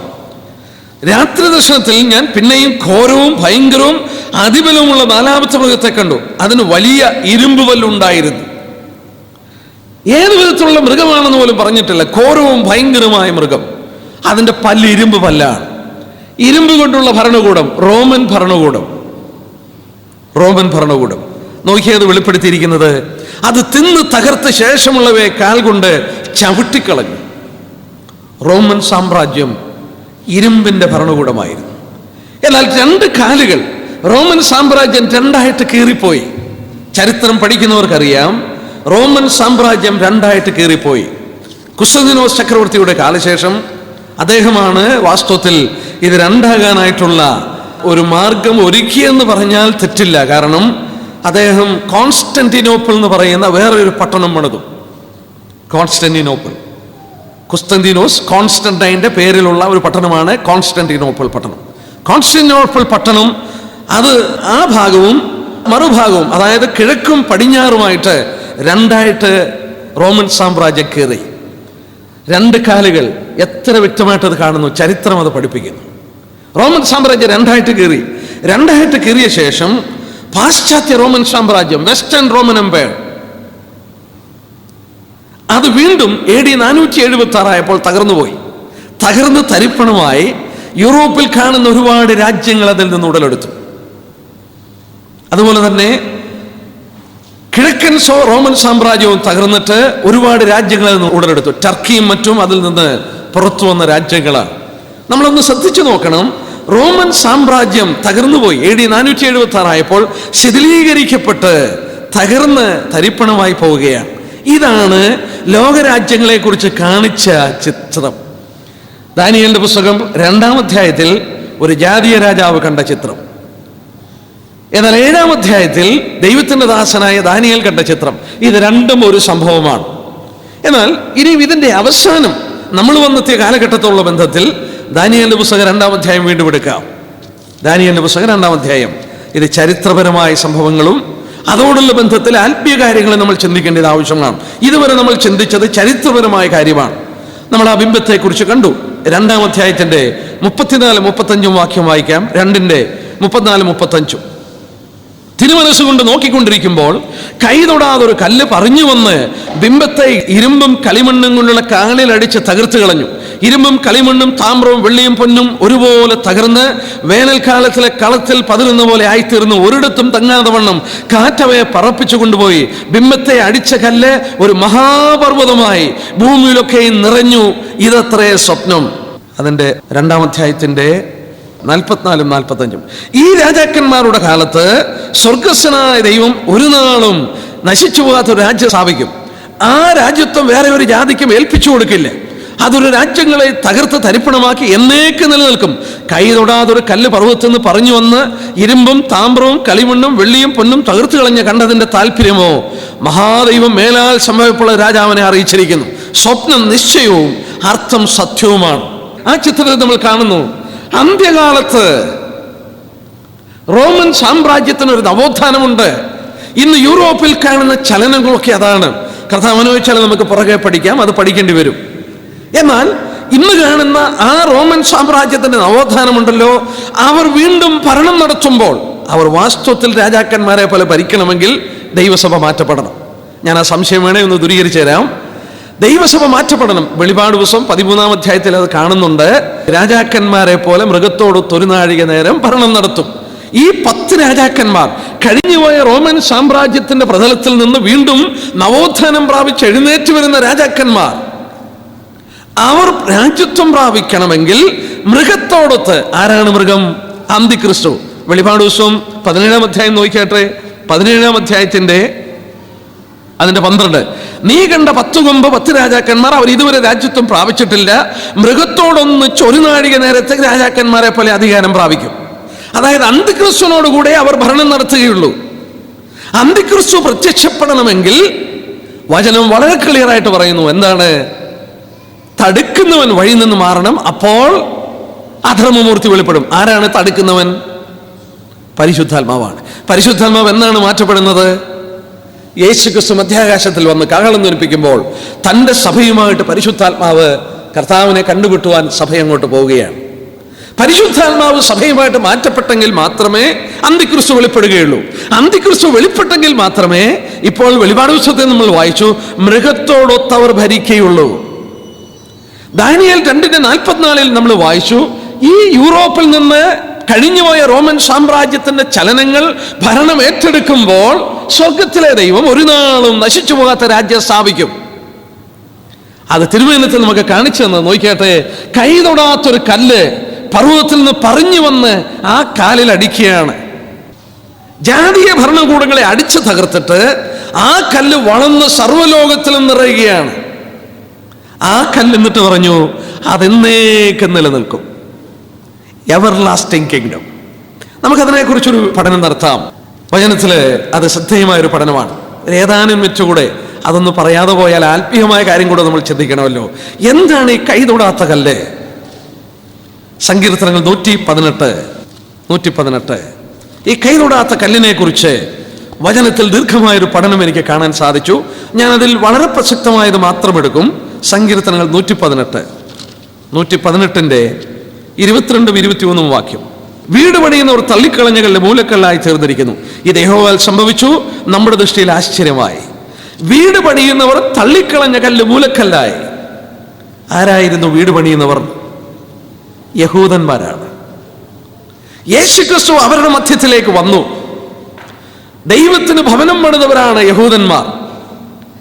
ശലോമോന്റെ ദേവാലയം, ഹെരോദാവിന്റെ ദേവാലയം, ദൈവത്തിന് വസിക്കുവാൻ ആലയം പണിത മനുഷ്യരാണ് ആര്? യഹൂദന്മാർ. അവരാണ് വീട് പണിതത്. വീട് പണിയുന്നവർ തള്ളിക്കളഞ്ഞ കല്ല്. ആ വീട് പണിയുടെ മൂലക്കല്ലായി കടന്നു വന്ന കല്ലാരാണ്? യേശുക്രിസ്തു. എന്തുകൊണ്ടാണ് അവർ തിരസ്കരിച്ച് കളഞ്ഞത്? യഹൂദന്റെ ധാരണയിൽ അവരുടെ മശിഹ യേശുക്രിസ്തു എന്ന് പറഞ്ഞാൽ ദാവീദിനെ പോലെ ഭരിക്കുന്ന വലിയൊരു രാജാവായിട്ടാണ് അവനെ കണ്ടിരിക്കുന്നത്.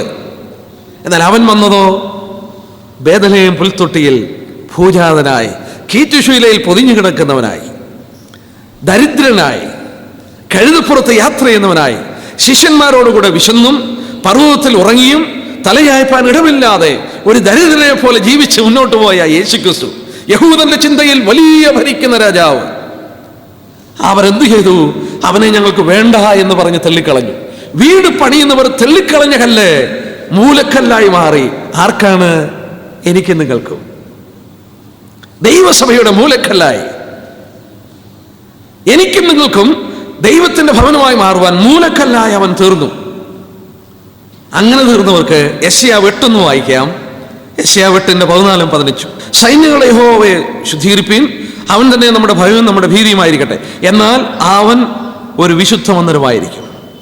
എങ്കിലും ഇസ്രായേൽ ഗൃഹത്തിന് രണ്ടിനും അവനൊരു ഇടർച്ചക്കല്ലും തടങ്കൽ പാറയും യെരൂശലേം നിവാസികൾക്ക് ഒരു കുടുക്കും കണിയുമായിരിക്കും. പലരും അതിന്മേൽ തട്ടി വീണ് തകർന്നു പോകും, കണിയിൽ കുടുങ്ങി പിടിപെടുകയും ചെയ്യും. യേശുക്രിസ്തുവിനെ കുറിച്ചുള്ള പ്രവചനമാണ്. ആ പ്രവചനം നോക്കിയേ. എന്നാൽ അവനൊരു വിശുദ്ധ മന്ദിരമായിരിക്കും. And he shall be for a sanctuary. വളരെ ശ്രദ്ധേയമായ ഒരു വാക്യമാണ്. മലയാളത്തിൽ എന്നാൽ അവൻ ഒരു വിശുദ്ധ മന്ദിരമായിരിക്കും, അത് ഇംഗ്ലീഷിൽ വായിച്ചാൽ and he shall be for a sanctuary. എന്താണ് അതിന്റെ അർത്ഥം? He shall be a sanctuary.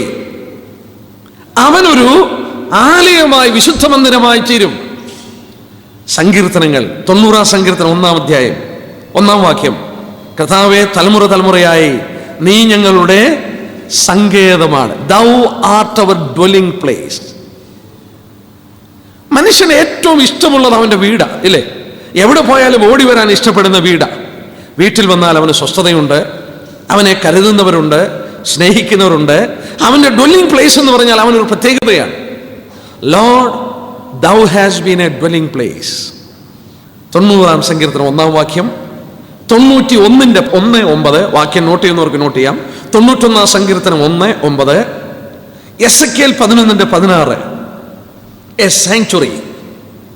എന്നാൽ അവനൊരു വിശുദ്ധ മന്ദിരമായിരിക്കും.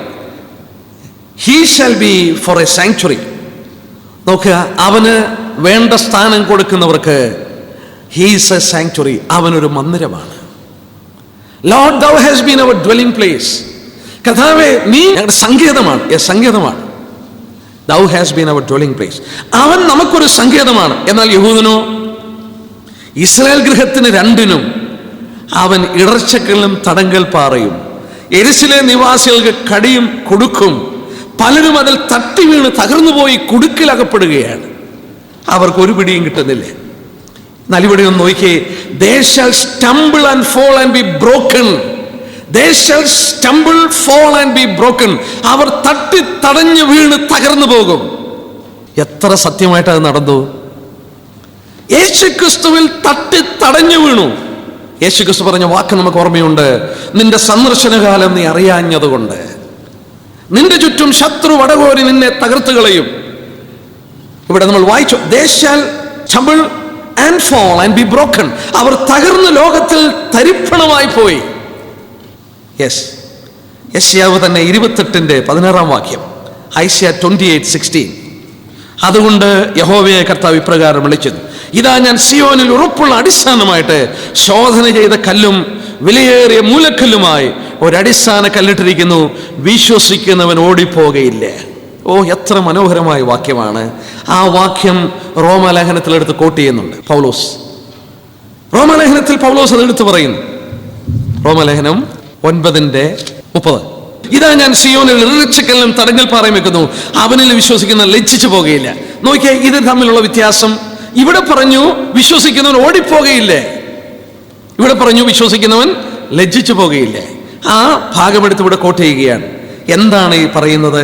Behold, I lay in Zion for a foundation stone, a tried stone, a precious cornerstone, a sure foundation. He that believeth shall not make haste. അവൻ ഓടിപ്പോകില്ലേ. എപ്പോഴാണ്? ഈ കല്ല്, കൈ തൊടാത്ത കല്ല് പർവ്വതത്തിൽ നിന്ന് പറിഞ്ഞ് ഭൂമിയിലോട്ട് വരികയാണ്. അടിച്ച് ജാതികളെ തകർക്കുകയാണ്.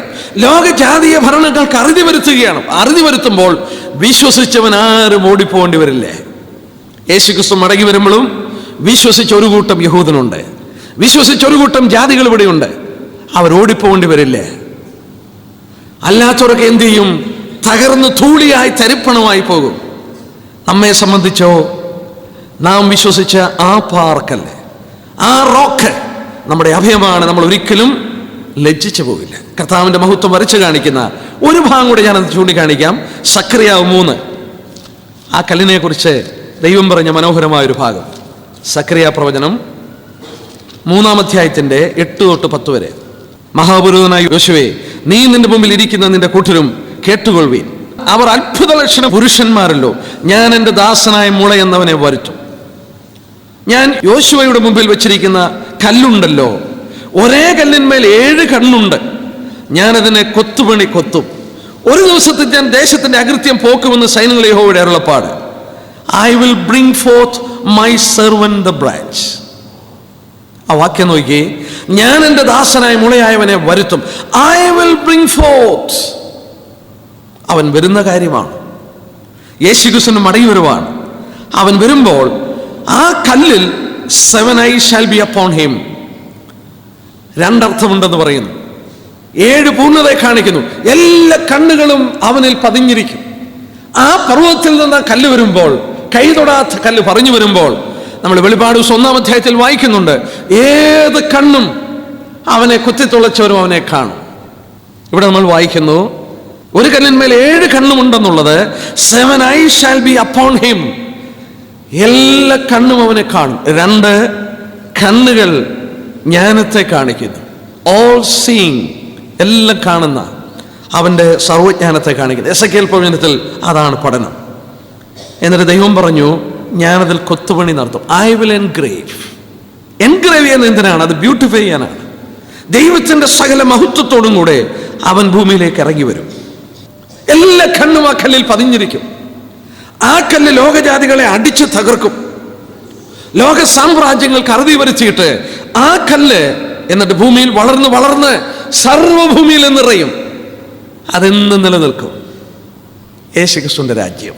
എന്നാൽ ഇവിടെ ഈ രാത്രിയിൽ എൻ്റെ വാക്കുകൾ അവസാനിപ്പിക്കുന്നതിന് മുമ്പ് ഞാൻ ഓർപ്പിക്കട്ടെ, അനേകർ ആ കല്ലിൽ തട്ടി തടഞ്ഞ് തകർന്നു പോയി. അവർക്കത് ഇടങ്കിലും തടങ്കൽ പാറയുമായി മാറി. എന്നാൽ ആ പാറ അനേകർക്കൊരു അഭയസ്ഥാനമായി. സങ്കീർത്തനത്തിൽ വായിക്കുന്നുണ്ട്, കുഴഞ്ഞ ചേറ്റിൽ നിന്ന് അവൻ എൻ്റെ കാലുകളെ ഒരു പാറമേൽ നിർത്തി, ഉറപ്പുള്ള പാറമേൽ. യേശുക്രിസ്തുവാണ്. അവനിൽ വിശ്വസിക്കുന്നവർ ലജ്ജിച്ചു പോവില്ല, ഓടിപ്പോവില്ല. ഞാൻ എൻ്റെ വാക്കിലൂടെ അവസാനിപ്പിക്കട്ടെ. ലോകജാതികളുടെ ഭരണത്തിൻ്റെ ചരിത്രം ദൈവം വെളിപ്പെടുത്തി. എന്തൊരു അത്ഭുതമാണ്! ഒരു ദൈവത്തിൻ്റെ ദാസനും ഒരു ജാതീയ രാജാവും കണ്ടതിൻ്റെ വ്യത്യാസം, അത്ഭുതകരമായ വ്യത്യാസം. മാത്രമല്ല, ദൈവം മുമ്പ് കൂട്ടി പറഞ്ഞ പോലെ തന്നെ ഓരോ സാമ്രാജ്യങ്ങൾ ഭൂമിയിൽ ഉടലെടുക്കുകയും അസ്തമിക്കുകയും ചെയ്തു. റോമൻ സാമ്രാജ്യം വീണ്ടും നവോത്ഥാനം പ്രാപിക്കും. ഇന്നതിൻ്റെ ചലനങ്ങൾ നമ്മൾ യൂറോപ്പിൽ കാണുന്നു. എന്നാൽ അവർ ചലിച്ചുകൊണ്ടിരിക്കുമ്പോൾ, അവർ ഭരണത്തിലേക്ക് ഉയർന്നു വരുമ്പോൾ, അവർ ഭരണത്തിലേക്ക് ഉയർന്നു വരണമെങ്കിൽ നമ്മൾ ഓർത്തതുപോലെ യേശുക്രിസ്തു വന്ന് തൻ്റെ സഭയെ ചേർക്കണം എന്ന് പറഞ്ഞാൽ, വീണ്ടും ഈ രാത്രി ഞാൻ ഓർപ്പിക്കട്ടെ, കർത്താവ് വരുവാൻ വളരെ സമയം അതിക്രമിച്ചു കഴിഞ്ഞു. നാം മാറ്റപ്പെട്ടു കഴിഞ്ഞാൽ ഇന്ന് കാണുന്ന ചലനങ്ങൾ പൂർത്തീകരിച്ച് യൂറോപ്പിൽ 10 രാജ്യങ്ങളുടെ ഒരു സംഘടന എഴുന്നേറ്റ് വരും. അവർ ഭരിക്കുമ്പോൾ കൈ തൊടാത്ത കല്ല് പർവ്വതത്തിൽ നിന്ന് പറഞ്ഞു വരും. യേശുക്രിസ്തു കടന്നു വരും. എല്ലാ കണ്ണും അവനെ കാണും. അവൻ അടിച്ച് ലോകജാതികളുടെ ഭരണത്തിന് അറുതി വരുത്തി ആ കല്ല് വളർന്ന് വലിയ പർവ്വതമായി ലോകത്തിൽ നിറയും. അതെന്നേക്കും നിലനിൽക്കും. കർത്താവിൻ്റെ രാജ്യം നിലനിൽക്കും. ജാതികളുടെ ഭരണകൂടം ആരംഭിച്ചു. BC 606 ജാതികളുടെ കരത്തിൽ കൊടുത്ത ഭരണകൂടം അത് കഴിഞ്ഞ കാലങ്ങളൊക്കെ കഴിഞ്ഞുപോയി.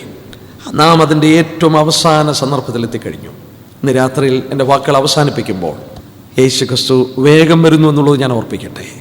യഹൂദന്മാർ തകർന്നു പോയ കല്ല്, തടങ്കൽ പാറയും അവർ വീണ് തകർന്ന് തരിപ്പണമായി പോയ കല്ല് നമുക്കൊരഭയസ്ഥാനമാണ്. Is a sanctuary. നമ്മുടെ കാലുകളെ ഉറപ്പുള്ള പാറമേൽ നിർത്തുന്ന ഒരു പാറയാണവൻ. അവന് ലജ്ജിക്കുന്നവൻ ഓടിപ്പോവില്ലേ. കർത്താവ് നമ്മെ സഹായിക്കട്ടെ.